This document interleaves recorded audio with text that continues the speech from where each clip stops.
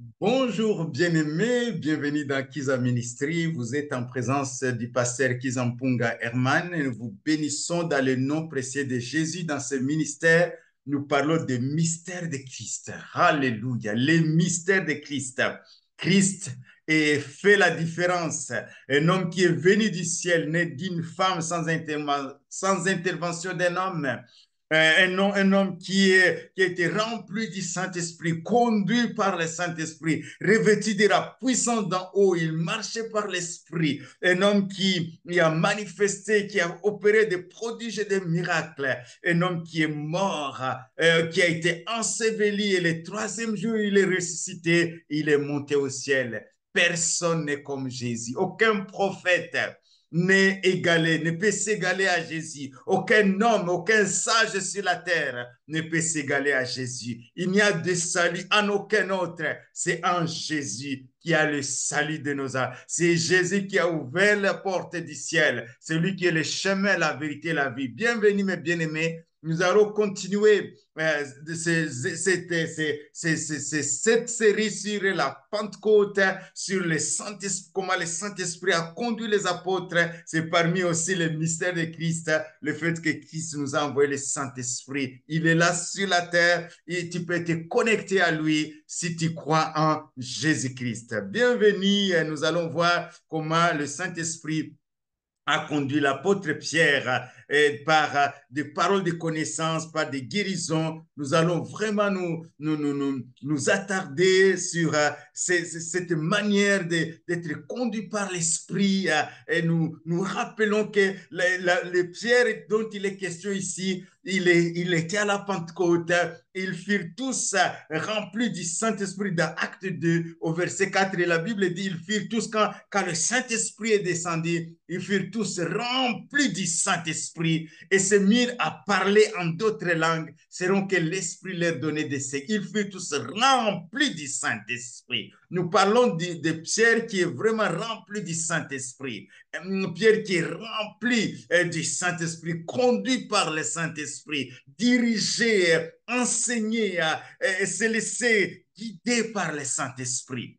Alors que Pierre était là, donc quand le Saint-Esprit va descendre, à un certain moment, il y a des hommes et des femmes qui vont commencer même à vendre leurs biens, à les mettre au pied des apôtres et à partager. Et ils partageaient, et c'était quoi? Ils partageaient les biens. Il n'y a aucun indigent qui était parmi eux parce que les riches amenaient ce qu'ils avaient, ils partageaient aux pauvres et distribuaient aux gens qui en avaient besoin. Tout le monde, et donc parce qu'ils attendaient l'avènement du Seigneur. Le Saint-Esprit agissait d'une manière puissante. Le Saint-Esprit continuait à agir et les gens disaient, mais je vais donner, il y a un certain Barnabas qui a donné son champ, hein, qui a donné son champ, qui a pris tout l'argent du champ et il a vendu, il a mis au pied des apôtres, il a donné aux apôtres et les apôtres ont donné aux diacres pour distribuer les fruits de ces champs, l'argent qui est venu de ce champ. Alors, il y a un homme qui s'appelle Ananias et sa femme Saphira qui va vouloir imiter. Il n'est pas, c'est pas, ça ne vient pas de son cœur. Il veut imiter. Bien-aimé, n'imitez pas la foi. La foi vient, ce que l'on entend vient de la parole de Dieu. N'imitez personne. Soyez toi-même et viens à Jésus comme tu es. Donne à selon tes possibilités. N'imite pas celui qui donne tout si toi tu ne sais pas donner tout. Voilà, n'imitez personne, c'est le message d'aujourd'hui. Il dit, mais un homme, au moment où Barnabas vient de faire ses gestes, mais un homme nommé Ananias avec Saphira, sa femme, vendit une propriété. Il retint une partie du prix, sa femme le sachant, puis il apporta le reste et le déposa au pied des apôtres. Comprenez? Voilà comment le Saint-Esprit, c'est une personne. Quand nous parlons du Saint-Esprit, nous ne parlons pas d'une puissance, nous ne parlons pas d'une énergie, nous parlons de la personne divine dans un corps humain qui est venu en nous. Je suis rempli du Saint-Esprit. Je suis rempli du Saint-Esprit. Quand tu viens à Christ et que tu reçois, tu demandes ce baptême du Saint-Esprit, c'est comme imbiber ton esprit dans l'Esprit de Dieu. Tu es couvert, ton esprit est couvert du Saint-Esprit à l'intérieur de toi. Couvert du Saint-Esprit, je suis rempli du Saint-Esprit. Ce n'est pas physique, mais c'est spirituel, c'est dans mon esprit. Mon esprit est uni avec l'Esprit de Dieu. Et là, la capacité, il me donne la capacité, les dons spirituels, les paroles de connaissance, les dons de vision. Et je peux voir de loin, je peux voir même dans le passé. Je peux avoir une connaissance de ce qui s'est passé. Et c'est ce qui se passe ici, là où, au moment où il est entré, il donne le reste. Il donne le reste, il prend la moitié, il donne, je ne sais pas, il a peut-être ici, il a pris 8%, il a amené 2%, il a jeté aux pieds des apôtres, il n'y a aucun pourcentage, il dit seulement le reste. Et j'imagine, quand je vois leur cœur, le reste qu'ils ont amené, c'est vraiment le reste. C'est comme 2%, je dirais. C'est comme 10%, je dirais. En tout cas, ce n'est pas plus, ils ont gardé plus que ce qu'ils ont amené. Pierre lui dit, directement, le Saint-Esprit saisit Pierre, il lui donne la connaissance de ce qui s'est passé. Il lui donne, il dit, écoute, cet acte ne vient pas du cœur. Cet acte est inspiré par le Satan lui-même. Pierre lui dit, Ananias, pourquoi Satan a rempli ton cœur au point que tu mentes au Saint-Esprit? Tu comprends? Le Saint-Esprit est une personne, mes bien-aimés. Satan est contre le Saint-Esprit. Voilà pourquoi il a même empêché certaines églises, certaines doctrines de parler du Saint-Esprit. Satan sait que le Saint-Esprit, c'est lui qui est venu diriger l'Église. Pourquoi Satan a-t-il rempli ton cœur au point que tu mentes au Saint-Esprit et tu es retenu une partie du prix du champ? S'il n'eût été vendu, ne te resterait-il pas? Et après qu'il ait été vendu, le prix n'était pas à ta disposition. Pourquoi tu pouvais garder le prix? On ne t'oblige pas de venir donner. On ne t'oblige pas de venir donner. Pourquoi Satan a rempli ton cœur jusqu'à venir vraiment mentir au Saint-Esprit? Tu pouvais garder l'argent pour toi-même. Pourquoi Satan a rempli ton cœur? Derrière l'incrédulité, il y a Satan qui est là. Derrière des gens qui renient Christ, il y a Satan qui est là. Il y a Satan qui est là, qui remplit le cœur de pensées, de toutes sortes de pensées. Comment as-tu pu mettre ton cœur? Comment as-tu pu mettre ton cœur un pareil de comment Satan tu as ouvert ton cœur jusqu'à ce que Satan mette dans ton cœur un pareil dessein jusqu'à mentir au Saint-Esprit. Tu vois comment l'Esprit de Dieu est en train d'agir. Tu vois comment l'Esprit de Dieu est en train de nous conduire. Et toi, tu commences à mentir au Saint-Esprit. Et tu viens comme si tu étais nickel. Tu viens comme si rien n'était. Combien de croyants, toi, je te parle, qui viennent dans l'église, alors qu'ils vivent vraiment dans la débauche, dans toutes sortes de choses. Tu viens comme si rien n'était. Répands-toi. Dieu pardonne encore en Jésus. Et viens maintenant, ne fais pas semblant, sois comme tu es, sois réel, et Dieu te pardonne. Ce n'est pas à des hommes que tu as menti, mais c'est à Dieu. Le Saint-Esprit est Dieu. Pourquoi Satan a-t-il rempli ton cœur au point que tu mentes au Saint-Esprit? Ce n'est pas à des hommes que tu as menti, mais à Dieu. Le Saint-Esprit est Dieu. Dieu, le Saint-Esprit. Le Saint-Esprit en nous, c'est Dieu en nous. Nous sommes connectés à Dieu directement. Ananias, entendant ces paroles, tomba et expira. une grande crainte saisit tous les auditeurs. La crainte de Dieu. Ils disent, ah, si c'est comme ça, je ne vais pas mentir. Si c'est comme ça, je ne vais pas vivre dans les mensonges et venir croire que comme j'étais juste. Si j'ai menti, je demande pardon parce que Jésus pardonne, parce qu'il a versé son sang pour nos péchés, mes bien-aimés. Il a versé son sang pour nos péchés. Mes bien-aimés, c'est extraordinaire ce qui se passe là. Le Seigneur est à l'œuvre.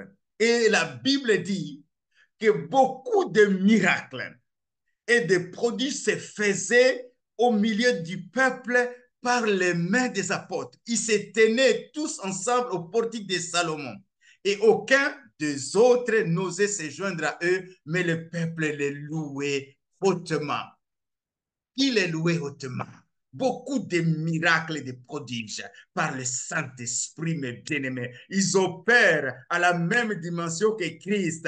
Ils opèrent à la même parce qu'ils sont remplis du Saint-Esprit. Le nombre de ceux qui croyaient au Seigneur, hommes et femmes, augmentait de plus en plus. Le nombre de ceux qui croyaient au Seigneur augmentait par l'œuvre du Saint-Esprit. La foi venait dans le cœur. Le Saint-Esprit convainquait des hommes du péché, du jugement. Et des hommes venaient à Christ. Ils venaient à Christ en sorte qu'on apportait les malades. Écoutez cette réalité de la présence, l'atmosphère. Quand le Saint-Esprit est là, l'atmosphère change. L'atmosphère du lieu change. L'atmosphère des guérisons. Quand le Saint-Esprit est là, là où il est accepté, là où il est élevé, là où il est reconnu, l'atmosphère de guérison change. Des hommes et des femmes qui transportent le Saint-Esprit, qui sont remplis du Saint-Esprit, ils transportent la puissance de guérison, en sorte qu'on apportait les malades dans les rues et qu'on les plaçait sur des lits et des couchettes, afin que lorsque Pierre passerait, son ombre au moins couvrit quelques-uns, quelqu'un d'eux, quelques-uns qui rentrent et que la puissance de Dieu, Pierre est transporté, la présence de Dieu. Ça, c'est la présence de Dieu. L'ombre dont il est question, c'est la présence de Dieu manifeste. La présence de Dieu manifeste dans le nom de Jésus-Christ. La présence de Dieu vient dans ta chambre. Toi qui m'entends, viens dans ton salon maintenant. Je proclame la présence de Dieu qui vient maintenant. Toi qui m'écoutes et qui crois, ouvre ton cœur. La présence de Dieu est là. Parce que moi aussi, je suis rempli du Saint-Esprit. Et le Saint-Esprit est là. Il remplit l'univers comme l'eau couvre le fond des mers. La présence est guérissante. Toi qui es malade, la présence guérissante de Dieu est là. Soyez réconciliés avec Dieu. Toi qui vis dans les situations compliquées, dans les péchés, soyez réconciliés. Enlève dans ton cœur cette rancune. Enlève dans ton cœur ce manque de pardon et pardonne et reçois la paix de Dieu. Toi qui es malade, alors que la puissance de guérison vient sur toi. Dans le nom de Jésus, reçois maintenant la guérison. Et gloire à Jésus. Toi qui es en prise sur les puissances des ténèbres, ils t'ont enveloppé comme une couverture. Tu sens comme une couverture. Tu es comme enchaîné. Tu es comme ligoté. C'est à toi dont je parle. Au nom de Jésus-Christ, je proclame la liberté. Je proclame la délivrance.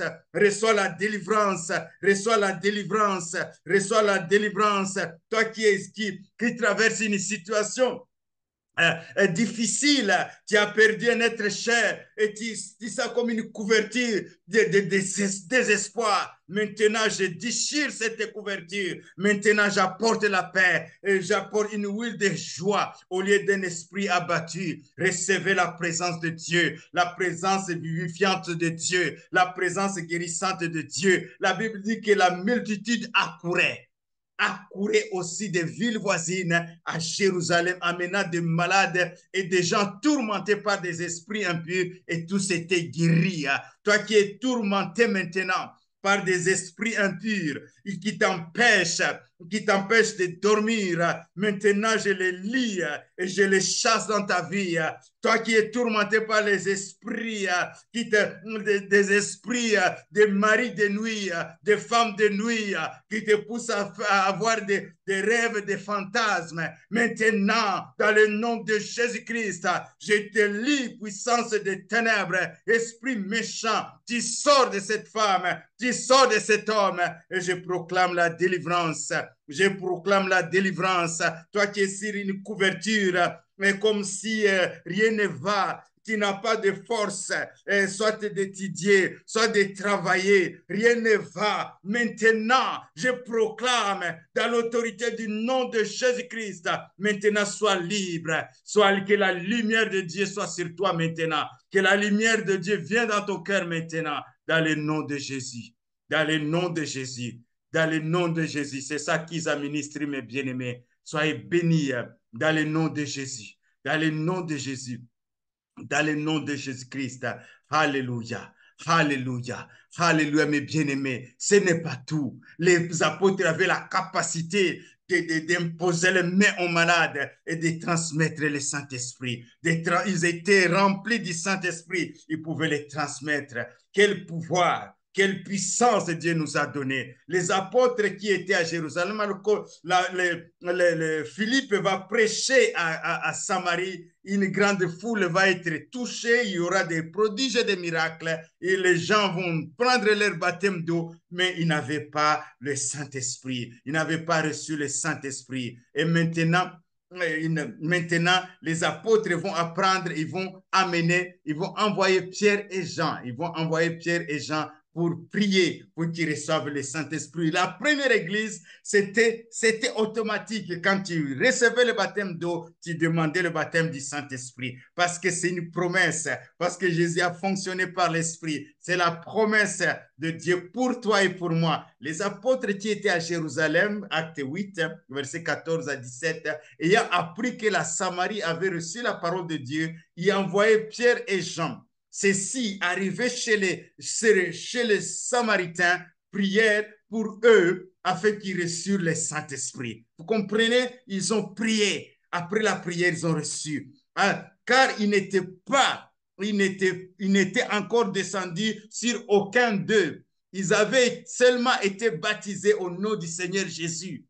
Ils étaient baptisés au nom du Seigneur Jésus. Alors Pierre et Jean leur imposèrent les mains pour qu'ils reçurent le Saint-Esprit. Je ne sais pas ta situation maintenant. Je ne sais pas la soif que tu as pour recevoir le Saint-Esprit. Je peux faire par l'imposition des mains, là où tu es, que le main du Seigneur soit sur toi maintenant. Je prie que tu reçoives le Saint-Esprit. Recevez maintenant le Saint-Esprit. C'est ta promesse. C'est la promesse pour ceux qui croient en Christ. Recevez maintenant le Saint-Esprit. Et ils parlèrent en langue et prophétisèrent. Parlèrent en langue. Tu peux parler en langue, à de nouvelles langues que le Saint-Esprit te donne dans ta bouche. Ouvre ta bouche, loue le Seigneur. Commence à parler. Commence à louer Dieu. Et reçois le baptême du Saint-Esprit maintenant. Reçois le baptême du Saint-Esprit. Laisse couler cette eau vive qui sort de toi. Des fleuves d'eau vive qui sortent de toi, qui te font du bien et qui font du bien, ceux qui t'entourent, au nom de Jésus, au nom de Jésus-Christ, au nom de Jésus. Mes bien-aimés, les apôtres vont continuer à témoigner de Jésus. Regarde ce qu'ils vont dire dans Acte 5, au verset 29 à 32. Pierre et les apôtres répondirent, alors qu'ils sont là, on les a emprisonnés. L'ange les a libérés. Un ange du Seigneur est venu les libérer. On les avait mis en prison pour les empêcher d'annoncer la bonne nouvelle. Et l'ange est venu les libérer. Allez, ils ont dit, allez dans les temples, annoncer la bonne nouvelle. Et ici, dans Acte 5, verset 29, Pierre et les apôtres répondirent, il faut obéir à Dieu plutôt qu'aux hommes. Il faut obéir à Dieu plutôt qu'aux hommes, parce que Dieu est éternel, parce que Dieu est tout-puissant, parce que Dieu est fidèle. Je préfère obéir à mon Dieu qui est fidèle, qui est bon, qui est amour, lumière et tout-puissant. Il est partout à la fois, il est omniprésent, il est omniscient, il connaît toutes choses, il est omnipotent. J'ai obéi à ce Dieu-là qui est éternel. Alléluia. Le Dieu de nos pères a ressuscité. Il faut continuer à témoigner de Jésus, de la résurrection de Christ. Il a ressuscité Jésus que vous avez tué en le pendant au bois. Dieu l'a élevé par sa droite comme prince et sauveur. Il l'a élevé par sa droite. Jésus est le prince. Il est le roi des rois. Il est le seul sauveur. Il n'y a de salut à qu'un autre. C'est Jésus qui sauve pour donner à Israël la repentance et le pardon des péchés. Pour donner à Israël, pour donner aux nations, pour donner à l'humanité entière, car Dieu a tant aimé le monde, il a donné son Fils unique afin que quiconque croit en lui ne périsse point, mais qu'il ait la vie éternelle. Nous proclamons la vie éternelle en toi qui ne crois pas encore. Crois que l'amour de Dieu vient dans ton cœur, que tu reçoives Jésus-Christ. Nous sommes témoins de ces choses, de même que le Saint-Esprit que Dieu a envoyé pour ceux qui lui obéissent. Nous témoignons et le Saint-Esprit témoigne. Nous prions et le Saint-Esprit agit. Alléluia. Nous sommes témoins de la résurrection, de la mort et de la résurrection de Christ. Christ est vivant. Il est le même hier, aujourd'hui, éternellement. Ce qu'il faisait hier, il le fait encore aujourd'hui. De même que le Saint-Esprit. Alléluia. Merci, Saint-Esprit. Je te prie, ô Seigneur, de témoigner à cet homme, de témoigner à cette femme, à cette jeune fille, à ce jeune homme. Seigneur, la puissance du salut en Christ, le pouvoir que tu as d'agir dans les vies, de transformer les vies, de transformer les familles, dans le nom de Jésus. Dans le nom de Jésus. Soyez bénis, mes bien-aimés, et à bientôt. Vous pouvez partager ce message. Vous pouvez liker, vous pouvez vous abonner à cette chaîne Kizza Ministry afin d'être toujours au courant des messages qui vont suivre, des épisodes, des témoignages. Et si vous avez des témoignages, envoyez-nous des témoignages. Envoyez-nous sur Kizza Ministry des témoignages. Envoyez des témoignages, mets des commentaires, like et partage. Et surtout, n'oubliez pas de t'abonner. Et à bientôt, mes bien-aimés. Soyez bénis par l'Éternel qui a fait les cieux et la terre. Les cieux sont les cieux de l'Éternel. Il a donné à la terre au Fils de l'homme. Soyez encouragés. À bientôt, mes bien-aimés. Bye.